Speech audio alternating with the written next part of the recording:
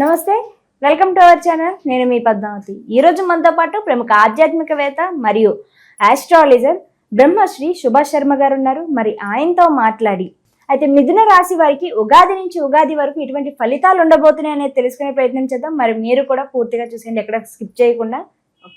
నమస్కారం గురువు గారు. గురువు గారు, అయితే ఉగాది నుంచి నూతన సంవత్సరం అయితే వస్తుంది. శ్రీ విశ్వావసు నామ సంవత్సరం అనేది ఈ మిథున రాశి వారికి ఎటువంటి ఫలితాలను ఇవ్వబోతుంది? మరి ముఖ్యంగా చూసుకుంటే మంచి ఫలితాలు ఏ విధంగా ఉంటున్నాయి, మరి వాటితో పాటుగా కష్టకరమైన ఫలితాలు ఏమైనా ఉన్నాయంటారా వీరికి?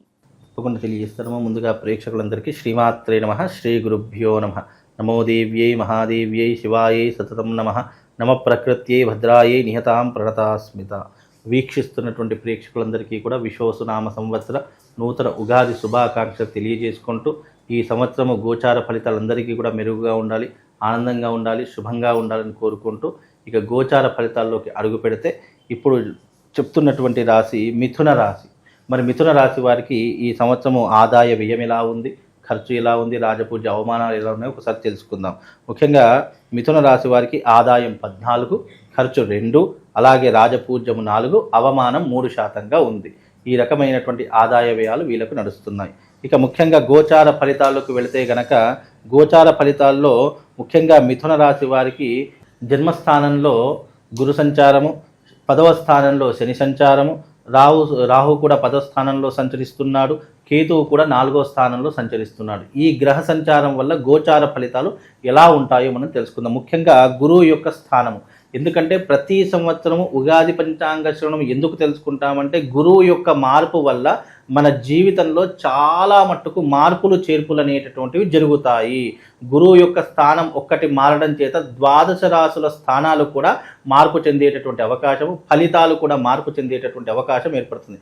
కనుక ముఖ్యంగా మిథున రాశి వారికి జన్మస్థానంలో గురువు ఏర్పడడం వల్ల ఎలాంటి ఇబ్బందులు ఉంటాయో ఒకసారి చూసుకుందాం. ముఖ్యంగా జన్మస్థానంలో గురు సంచారం ఏర్పడడం వల్ల ఏమవుతుంది అని అంటే కనుక, స్థాన చలనము, ముఖ్యంగా ఉన్నటువంటి పరిసర ప్రాంతాల నుండి సుదూర ప్రాంతాలకు వెళ్ళడం కానీ, లేదంటే ఉద్యోగ స్థాన చలనం జరగడం కానీ, అలాగే ముఖ్యంగా ఒక ఊరు నుంచి మరో ఊరికి విలాసం కోసం కానివ్వండి, లేదు అంటే డబ్బు సంపాదించే కోసం కానివ్వండి, ఉద్యోగ ప్రయత్నం కోసం కానీ ఒక ఊరు నుంచి ఇంకో ఊరికి మార్పిడి చెందడాన్ని స్థాన చలనం అంటాం. అలాంటి స్థాన చలనము ఇప్పుడు జరిగేటటువంటి అవకాశం ఏర్పడుతుంది. అలాగే ముఖ్యంగా ఈ యొక్క జన్మస్థానంలో గురు సంచారం ఏర్పడడం కారణం చేత వీళ్లకు స్వార్థపూరితమైనటువంటి బుద్ధి ఏర్పడుతూ ఉంటుంది, డబ్బుహీనత ఏర్పడుతూ ఉంటుంది, కుటుంబంలో గౌరవం తగ్గిపోయేటటువంటి అవకాశాలు ఏర్పడుతూ ఉంటాయి. ముఖ్యంగా వ్యర్థ సంచారం అంటే అనుకోకుండా ప్రయాణాలు చేసేటటువంటి అవకాశాలు ఏర్పడుతూ ఉంటాయి. అలాగే వీళ్ళకు మనశ్శాంతి అనేటటువంటిది కరువైపోతూ ఉంటుంది. ముఖ్యంగా జన్మస్థానంలో గురు సంచారం వల్ల మిథున రాశి వారికి ముఖ్యంగా ఏంటి అంటే కనుక ఉద్యోగ భంగము, ఆరోగ్య భంగము, అలాగే ఎదుటి వారితో అపరిమితమైనటువంటి ఇబ్బందులు, విపరీతమైనటువంటి ఆరోగ్య భంగం ఏర్పడేటటువంటి అవకాశాలు ఏర్పడుతూ ఉంటాయి. స్వజనులతో వైరం ఏర్పడేటటువంటి లక్షణాలు ఉంటూ ఉంటాయి. అలాగే డబ్బు కొరత అధికంగా ఏర్పడి అప్పులకు దారి తీసేటటువంటి అవకాశాలు కూడా ఏర్పడుతూ ఉంటాయి. కనుక ఇలాంటి ప్రమాదాలను కాస్త చూసుకొని ఈ యొక్క సంవత్సరం చాలా జాగ్రత్తగా ఉండేటటువంటి ప్రయత్నం ఏర్పరచుకోవాలి. ఎందుకంటే జన్మస్థానంలో గురు సంచారం అనేటటువంటిది ఆశ, వ్యామోహాన్ని కలిగిస్తూ ఉంటుంది, అత్యధికమైనటువంటి ఆశలు కలిగిస్తూ ఉంటుంది, చెయ్యనటువంటి తప్పులకు కూడా శిక్షను అనుభవించేలా చేస్తూ ఉంటుంది. ఎవరో చేసినటువంటి తప్పులు మన నెత్తి మీద వేసుకొని మనం శిక్ష అనుభవించేలా ఏర్పడేటటువంటి కర్మ ఫలితం ఉంటుంది. కాబట్టి మిథున రాశి వారు చాలా జాగ్రత్తగా ఉండేటటువంటి ప్రయత్నం చేయాలి. మరి మిథున రాశి వారికి జన్మస్థానంలో గురు, మరి 10వ స్థానంలో శని సంచారం. మరి శని వలన ఎలాంటి ఇబ్బంది? ఇదంతా కూడా గురువు వల్ల కలిగింది కాబట్టి, గురువు యొక్క స్థానం బాగాలేదు కాబట్టి ఆర్థికపరమైన నష్టం ఏర్పడుతూ ఉంటుంది. ముఖ్యంగా ఉన్న ఆస్తులు అమ్ముకొని జీవన విధానాన్ని కొనసాగించేటటువంటి లక్షణాలు ఏర్పడుతూ ఉంటాయి. కాబట్టి గురువు మీ జాతకంలో అనుకూలంగా లేడు కాబట్టి కాస్త జాగ్రత్తగా ఉండే ప్రయత్నం చేయండి. అలాగే 10వ స్థానంలో శని సంచారం వల్ల కొంతవరకు ఇబ్బందులు కూడా కలిగేటటువంటి అవకాశం ఏర్పడుతుంది. ముఖ్యంగా మనోచింతన ఎక్కువగా కలుగుతూ ఉంటుంది. అంటే భయము, ఆందోళనక చింత, రేపు ఏం జరుగుతుందో అని ఇవాళనే భయపడిపోయేటటువంటి అవకాశాలు ఎక్కువగా ఉంటూ ఉంటాయి. అలాగే పాప భీతి ఎక్కువగా ఉంటుంది. చేసినటువంటి తప్పులకు భయపడిపోవడము, ఎవరో చేసినటువంటి తప్పులు మన నెత్తి మీద వేసుకొని ఏదో జరిగిపోతుందని ఆందోళన పడము, ఇలాంటివి ఎక్కువగా జరుగుతూ ఉంటూ ఉంటాయి.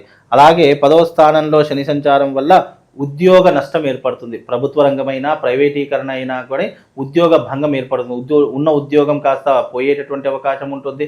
లేదా ఉన్న ఉద్యోగం అంటే ఇంకా బెటర్ ఆప్షన్ వెతుక్కుద్దామనేటటువంటి భ్రమలో పడిపోయి ఉన్నటువంటి దాన్ని కూడా పోగొట్టుకునేటటువంటి లక్షణాలు ఏర్పడుతూ ఉంటాయి. ముఖ్యంగా వ్యవహార నాశనం అంటే ఏ పని చేసినా కూడా అందులో ఇబ్బందులు ఏర్పడుతూ ఉంటాయి. చేసే ప్రతి పనిలో కూడా ఆటంకములు ఎదురవుతూ ఉంటాయి. ముఖ్యంగా శని మీ జాతకంలో 10వ స్థానంలో ఉండడం కారణం చేత ఉద్యోగ భంగము, స్థానచలనము, ఆర్థికపరమైనటువంటి ఇబ్బందులు, భార్యాభర్తల మధ్య వైరం ఏర్పడేటటువంటి అవకాశాలు, కుటుంబ కలహాలు పెరిగేటటువంటి అవకాశాలు, ఉమ్మడి కుటుంబంగా ఉన్నటువంటివి వేరే కాపురం పెట్టేటటువంటి లక్షణాలు ఎక్కువగా ఈ యొక్క మిథున రాశి వారి యొక్క జాతకంలో ఏర్పడతాయి. అలాగే రాహువు మీ జాతకంలో 10వ స్థానంలో సంచరించేటటువంటి కారణం చేత కొన్ని ఆరోగ్యపరమైనటువంటి ఇబ్బందులు కూడా వస్తూ ఉంటాయి.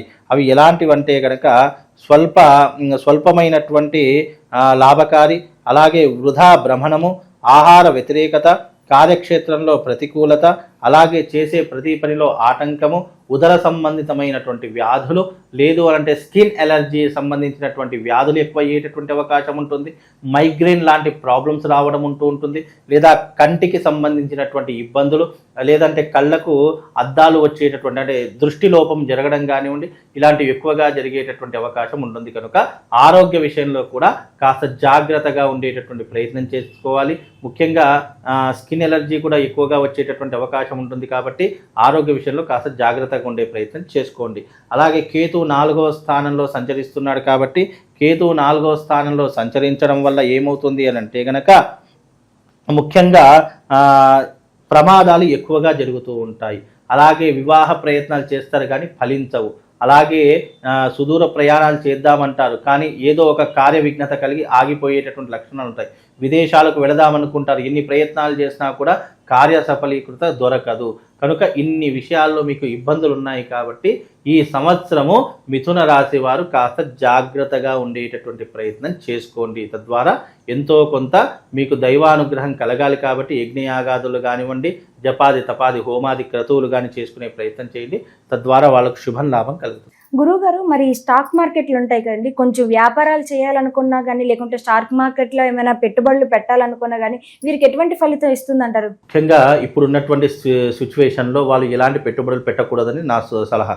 ఎందుకంటే ఇప్పుడు జాతకం బాగాలేదు, గురువు బాగా లేడు, శని అనుకూలంగా లేడు, రాహు కూడా అనుకూలంగా లేడు, కేతువు కూడా అనుకూలంగా లేదు. అంటే సంవత్సర కాలంలో మనకు ఒక గ్రహమైన ప్లస్ పాయింట్లో ఉంటే మిగతా గ్రహాలు ఎంతో కొంత అనుకూలిస్తాయి.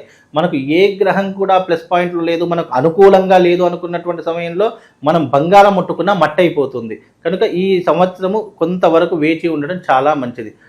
అలాగే ఇప్పుడు షష్టగ్రహ కూటం ఏర్పడుతుంది. కాబట్టి ఈ షష్టగ్రహం కూటం వెళ్ళిపోయేంత వరకు అంటే ఇప్పుడు వచ్చేటటువంటి మార్చ్, ఏప్రిల్, మేలో ఎంతో కొంత లాభం జరిగేటటువంటి అవకాశం ఉంటుంది. కనుక ఏదైనా పెట్టుబడులు పెట్టాలనుకుంటే మేలో పెట్టుబడులు పెట్టండి, లేదంటే ఆషాఢ మాసంలో పెట్టుబడులు పెట్టండి. అంటే జూలై అంటే మే జూలై ప్రాంతాల్లో మీరు పెట్టుబడులు పెట్టే ప్రయత్నం చేయండి. అప్పుడు మీకు ఎంతో కొంత లాభించేటటువంటి అవకాశం కూడా. అది కూడా గోల్డ్ బిజినెస్ మీద పెట్టండి, స్టాక్ మార్కెట్ మీద పెట్టండి. లేదు అని అంటే కనుక వేరే మీకున్నటువంటి వృత్తి వ్యాపారంలో దేని మీదైనా పెట్టుబడులు పెట్టడం తప్ప అనవసరంగా మీకు తెలియనటువంటి వాటిలో పెట్టుబడులు మాత్రం పెట్టకండి. అందులోనూ ఇప్పుడున్నటువంటి ఈ యొక్క సిచ్యువేషన్లో గ్రహ సంచారం అంత యోగ్యంగా లేదు. కాబట్టి జాగ్రత్తగా ఉండే ప్రయత్నాన్ని ఏర్పరచుకోండి. అయితే గురువు గారు, కాస్త ఈ మిథున రాశి వారికి చూసుకున్నట్టయితే కనుక మిశ్రమ ఫలితాలతో పాటుగా కొంచెం కష్టకరమైన ఫలితాలు కూడా కనిపిస్తున్నాయి. కాబట్టి ఎటువంటి పరిహారాలు చేసుకోవాలంటారు వీళ్ళు? ముఖ్యంగా మిథున రాశి వారికి ఇప్పుడున్నటువంటి సిచ్యువేషన్లో మెరుగైనటువంటి ఫలితాలు కనిపించడం లేదు. కాబట్టి రాబోయేటటువంటి 29వ తారీఖు అమావాస్య గ్రహణ సమయం. అది ఆ గ్రహణ సమయంలో అమావాస్య రోజున అరిష్ట నివారణ తంత్రయాగం జరుగుతుంది. అంటే జాతకం బాగా లేకపోతే అరిష్టములు అని అంటూ ఉంటాం. మన జీవితంలో ఏదైనా చెడు సంకేతాలు జరిగినా, లేదా నెగిటివ్ ఇంపాక్ట్ జరిగినా, అబ్బా నీకేదో అరిష్టం తగిలిందిరా నాయన, నేను ఎత్తి మీద శని కూర్చున్నారా నాయన అని ఇలా అనేక రకాలైన పదజాలాలు వాడుతూ ఉంటాం. ఇలాంటి అరిష్టాలన్నీ తొలగిపోవడానికి అరిష్ట నివారణ తంత్రయాగం అని చెప్పి మార్చి 29వ తారీఖు రోజున చేయిస్తున్నాం. కాబట్టి ఆ యాగంలో పాల్గొనండి. వాళ్ళకు రక్షణగా ఒక మాల, ఒక యంత్రం ఇస్తూ ఉన్నాను. కాబట్టి ఆ రోజున జరిగేటటువంటి ఈ యాగంలో పాల్గొంటే ఈ సంవత్సరం విశ్వావసునామ సంవత్సరంలో కొన్ని అరిష్టాలు దూరం అయిపోయి ఎంతో కొంత లాభం జరిగేటటువంటి అవకాశము, కాస్త పాజిటివ్నెస్లోకి అడుగుపెట్టేటటువంటి అవకాశం కలుగుతుంది. ఇది బాసర క్షేత్రం నందు జరుగుతుంది. కాబట్టి ఎవరైతే మిథున రాశి వారు ఉన్నారో మీ జాతక గ్రహ సంచార గోచార ఫలితాలు ఈ సంవత్సరం అనుకూలంగా లేవు. కాబట్టి వీలైనంత వరకు తప్పకుండా ఈ యొక్క యాగంలో పాల్గొనండి. తప్పకుండా వాళ్ళకు శుభం లాభంతో పాటు అమ్మవారి యొక్క అనుగ్రహం సంపూర్ణంగా కలుగుతుందమ్మా. ఇక ప్రతి ఒక్క రాశి వాళ్ళు, ఈ రాశి వాళ్ళు ఎవరైతే ఉన్నారో తప్పకుండా ఈ సంవత్సరం శిష్టగ్రహ కూటమి ప్రతి ఒక్క రాశుల మీద ప్రభావం చూపించేటటువంటి అవకాశం ఏర్పడుతుంది. కనుక ఈ సంవత్సరము గోదావరి క్షేత్రమునందు బాసర జ్ఞాన సరస్వతి దేవస్థానమునందు గంగా తీరమునందు అరిష్ట నివారణ తంత్రయాగం చేయిస్తున్నాము. 12 రాశుల ప్రతి ఒక్కరూ కూడా ఈ యొక్క యాగంలో పాల్గొనాలి. రాబోయేటటువంటి షష్టగ్రహ కూటమి కొన్ని గ్రహాలకు, అలాగే గ్రహాలలో జరిగేటటువంటి వింతలకు, అలాగే మార్పులకు, ప్లానెటరీ పొజిషన్లో జరిగేటటువంటి కొన్ని గ్రహ సంచారముల యొక్క మార్పు ప్రతి ఒక్క రాశి దాని మీద ప్రభావం చూయించేటటువంటి అవకాశం ఏర్పడుతుంది. కనుక ప్రతి ఒక్కరికి కూడా ఈ సంవత్సరం విశ్వావసునామ సంవత్సరము ఆనందంగా ఉండాలనుకున్నా, అలాగే చేసే వృత్తి వ్యాపారాదుల్లో లాభం చేకూరాలనుకున్నా ఈ సంవత్సరం జరిగేటటువంటి ఈ యొక్క అరిష్ట నివారణ తంత్ర యాగంలో పాల్గొనండి. ఈ యాగము తేదీ 29వ తారీఖు రోజున ఉదయం 10 గంటలకు బాసర క్షేత్రం నందు, గోదావరి క్షేత్రం నందు ఈ యాగము సామూహికంగా నిర్వహిస్తున్నాము. అందరూ రండి, ఈ యాగంలో పాల్గొని ఈ విశ్వావసునామ సంవత్సరంలో ఆనందంగా సుఖంగా ఉండేలా మీ జీవితాన్ని మలుచుకోండి. శ్రీమాత్రే నమః. శ్రీ గురుభ్యో నమః.